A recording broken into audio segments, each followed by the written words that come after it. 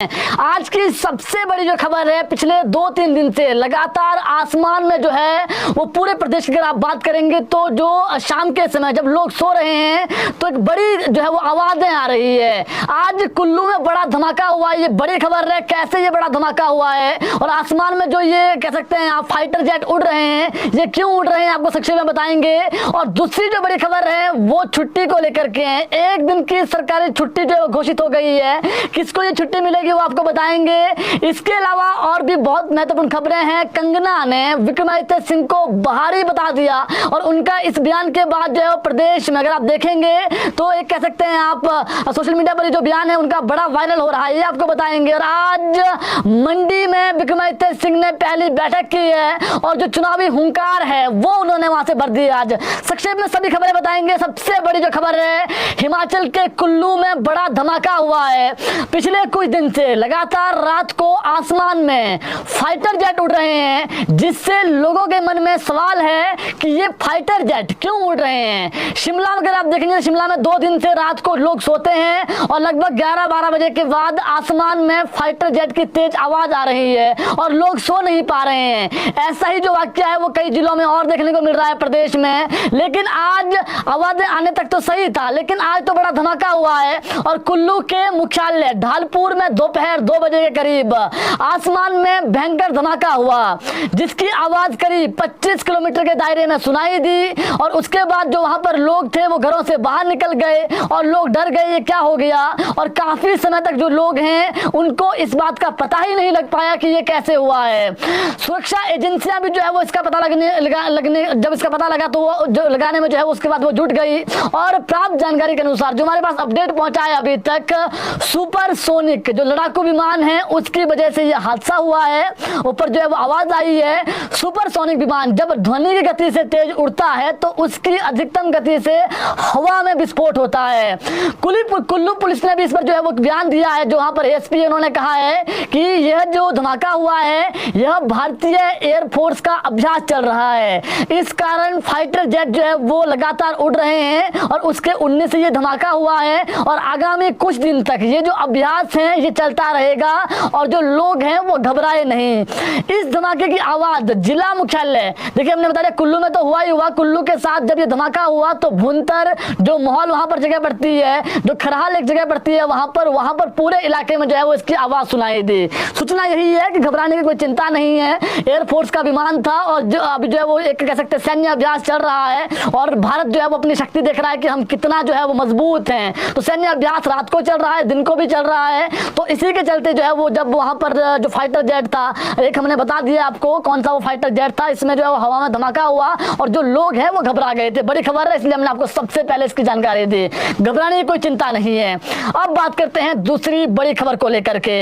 1 जून को प्रदेश में सरकारी छुट्टी रहेगी, इसको लेकर के आज आदेश जारी कर दिए गए हैं। लोकसभा चुनाव को लेकर हिमाचल प्रदेश में 1 जून को सरकारी छुट्टी रहेगी।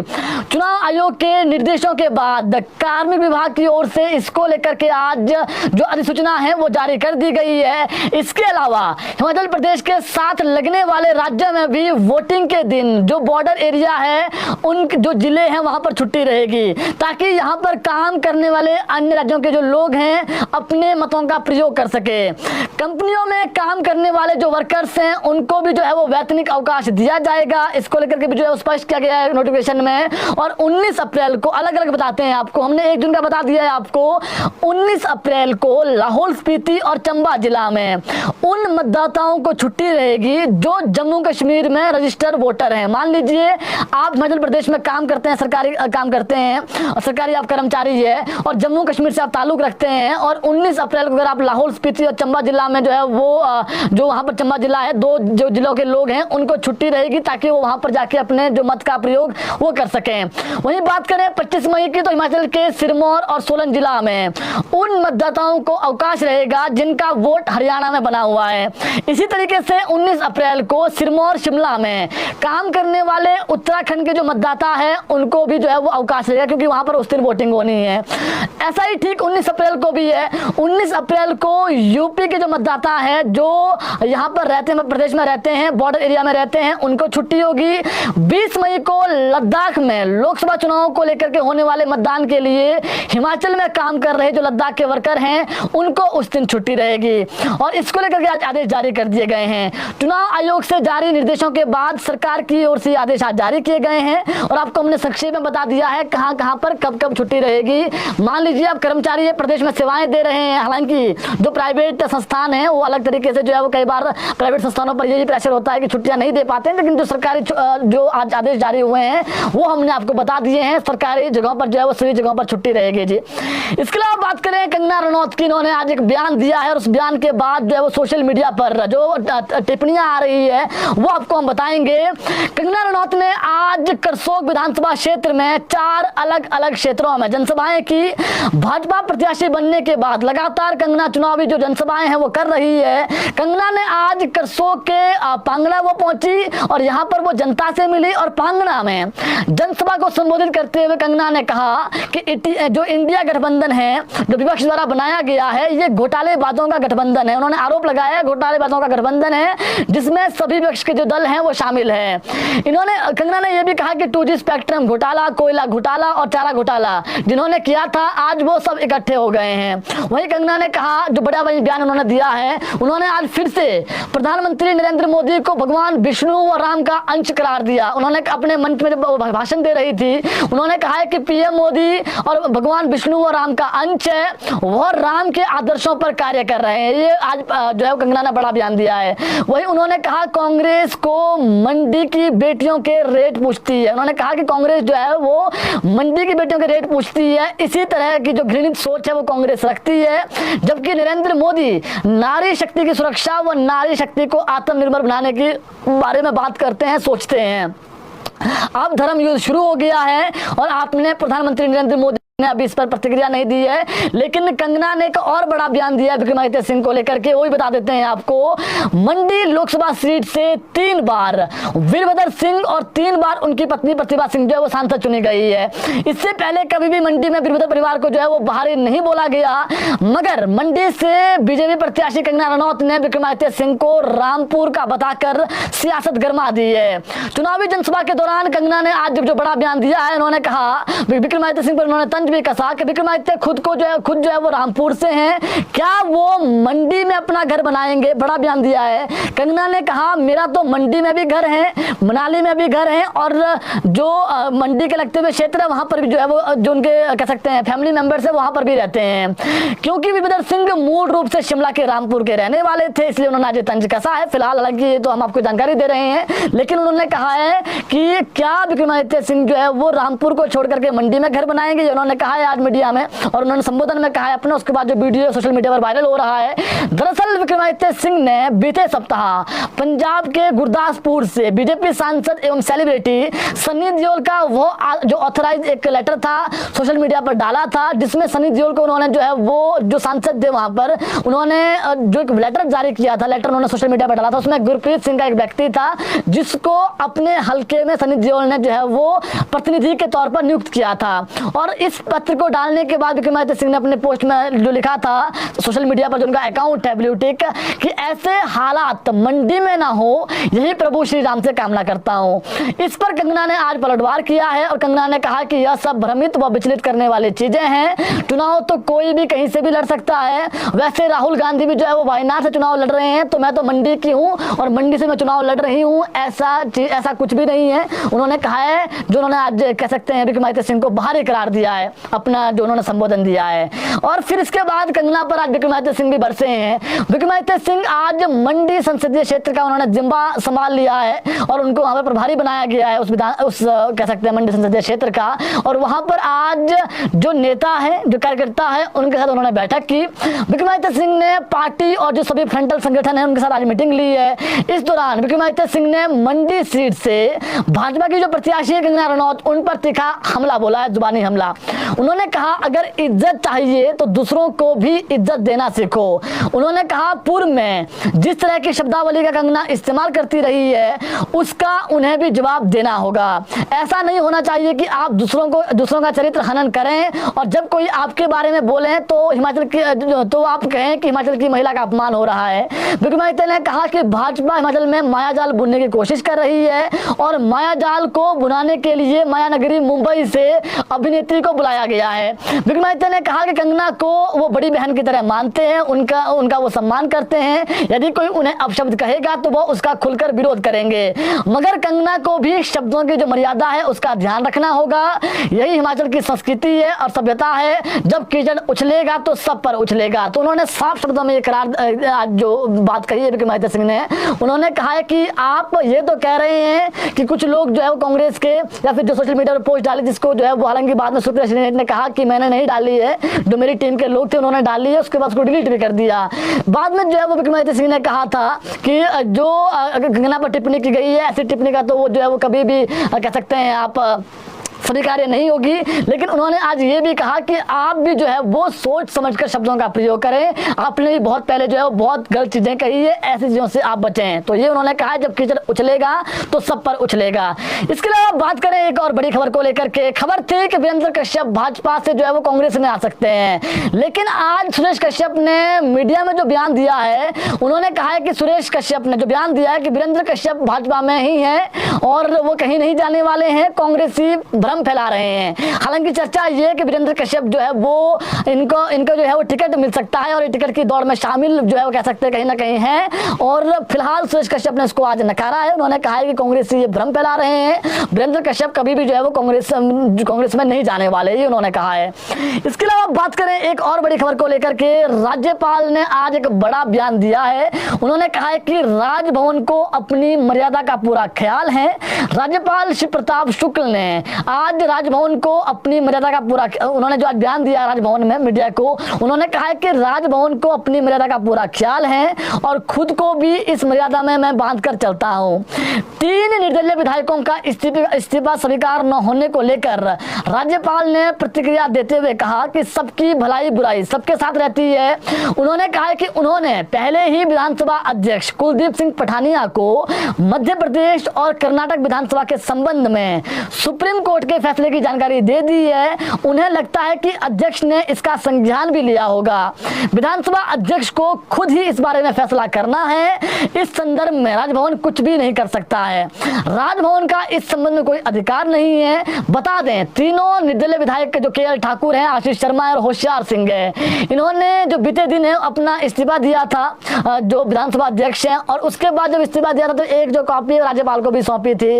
अभी तक अध्यक्ष की तरफ से जो है वो इस्तीफा स्वीकार नहीं किया गया है। तो इसी बीच जो है वो राज्यपाल ने जो एक बयान दिया है मीडिया में, हमने आपको बता दिया है। राज्यपाल ने कहा है कि जो 2 राज्यों को लेकर के एक जजमेंट आई है सुप्रीम कोर्ट से, वो मैंने बता दिया है। मेरा कोई एक अधिकार क्षेत्र नहीं है कि मैं इस पर कुछ कह सकूं, लेकिन जो जजमेंट आई है वो मैंने बता दी है। बाकी इस पर जो फैसला है वो विधानसभा अध्यक्ष ने लेना है। तो आज मीडिया में फिर से जो है वो जो राज्यपाल है शिव प्रताप शुक्ल, उन्होंने बयान दिया है और उन्होंने जो बयान दिया है वो आपको मैंने बता दिया है कि इसमें जो फैसला लेना है वो विधानसभा स्पीकर नहीं लेना है। इसके अलावा बात करें एक और खबर को लेकर के, हिमाचल को मिड डे मील की जो केंद्र से किस्त आनी थी वो आ गई है। 25 करोड़ 95 लाख रुपए जो है वो जारी हो गए हैं प्रदेश के लिए।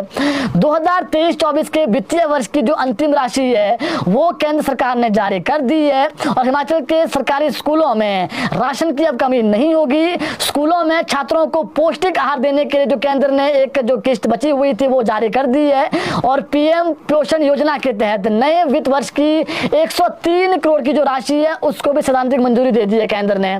4 किस्तों में जो है वो केंद्र से पैसा आता है मिड डे मील का, और एक किस्त बच गई थी पिछले जो ये वित्तीय वर्ष था वो भी आ गई है। और जो अगला वित्त वर्ष है 103 करोड़ के आसपास इसका बनता है। इसकी जो वित्तीय वर्ष है इसकी जो किस्त है वो अब आती रहेगी। इस वित्तीय वर्ष में 3 करोड़ जो है वो मिड डे मील को ज्यादा मिलेगा, यानी पिछले साल जो है 100 करोड़ मिला था, इस साल 103 करोड़ मिलेगा। और जो लास्ट किस्त बची हुई थी वो अब खाते में आ गई है और अब जो बच्चे हैं मिड डे मील जिनको स्कूलों में मिलता है, सरकारी स्कूलों में, वो बच्चों को मिलता रहेगा। इसमें कोई जिस प्रकार से बीच में खबरें आ रही थी कि जो है वो मिड डे मील को लेकर के जो वर्कर्स उनको सैलरी नहीं मिल रही, बहुत सारी चीजें हैं, खाना भी जो है वो नहीं मिल रहा है, तो अब कोई दिक्कत ऐसी नहीं आने वाली है। इसके अलावा बात करें एक और खबर को लेकर के, एक्सीलेंस स्कूलों की गूगल फॉर्म पर जो है वो अब रैंकिंग होगी।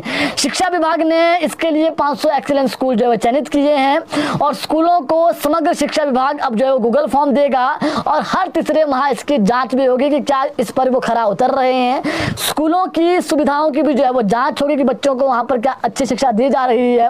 आपको मालूम है एक्सीलेंस स्कूल वो स्कूल जहाँ पर जो है वो मॉडर्न शिक्षा दी जा रही है बच्चों को, चाहे वो ICT लैब हो, बहुत सारी चीज़ें और भी है। इसमें जो विदेश गए थे अभी शिक्षक कुछ दिनों पहले, जिनका जो है वो कह सकते हैं आप जो चयनित हुए थे स्कूलों में से ही, उनको इसका जिम्मा दिया जाएगा कि शिक्षा की जो गुणवत्ता है उसमें सुधार हो एक्सीलेंस स्कूलों में। और जितने भी एक्सीलेंस स्कूल है जहाँ पर बच्चे बहुत पढ़ रहे हैं और एक मिसाल कायम हो रहा है दूसरे स्कूलों के लिए, वहाँ पर जहाँ मॉडर्न शिक्षा दी जा रही है, क्योंकि समग्र शिक्षा जो विभाग है वो जो बजट है वो स्कूलों को दे रहा है, एक्सीलेंस स्कूलों को जो एक्स्ट्रा बजट मिलता है, हालांकि जो सभी स्कूलों को बजट तो मिल ही रहा है। तो इसको लेकर के अब जो शिक्षक हैं कैसे जो विदेश गए थे उनको इसका जिम्मा दिया जाएगा और स्कूल प्रबंधन गूगल फॉर्म को जो है वो रोजाना अपडेट भी करेगा। ये महत्वपूर्ण अपडेट थी। इसके अलावा बात करें सत्ता के गलियारों की एक बड़ी खबर को लेकर के, राजेंद्र राणा का आज फिर जुबानी हमला उन्होंने बोला है।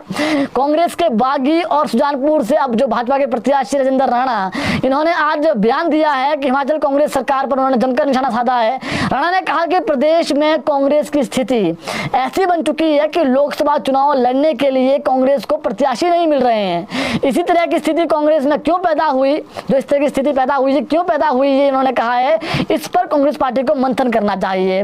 उन्होंने कहा कांग्रेस पार्टी ताश के पत्तों की तरह पूरी तरीके से बिखर चुकी है, जिसे संजोना कांग्रेस के लिए बहुत बड़ी चुनौती है। राजेंद्र राणा ने कहा कि PCM पूरी तरीके से जो है वो तानाशाह हो चुके हैं। जब विधायक विकासात्मक जो योजनाएं हैं उसका काम करवाने के लिए CM के पास जाते हैं तो उनके मांग पत्र CM कूड़ेदान में फेंक देते हैं। उन्होंने आरोप लगाया है CM ने अपने घर के जो विधायक है उनकी ही अनदेखी की है और प्रदेश की जो कांग्रेस सरकार है वो वेंटिलेटर पर पड़ी हुई है, कुछ भी हो सकता है और बीजेपी द्वारा जो है वो लोकसभा और विधानसभा चुनाव में एक तरफा जो जीत है वो हासिल की जाएगी। तो भाजपा के प्रत्याशी है स्वाभाविक है जीत का दावा कर रहे हैं, लेकिन इन्होंने आरोप लगाया है, उन्होंने कहा है कि ऐसी स्थिति क्यों पैदा हुई है, इस पर कांग्रेस को मंथन करने की जरूरत है। इसके अलावा बात करें एक दुखद खबर को लेकर के, जहरीला पदार्थ खाने से जो है वो तेंदुए और बछड़े की मौत हुई थी। पूरा मामला क्या है बताते हैं आपको।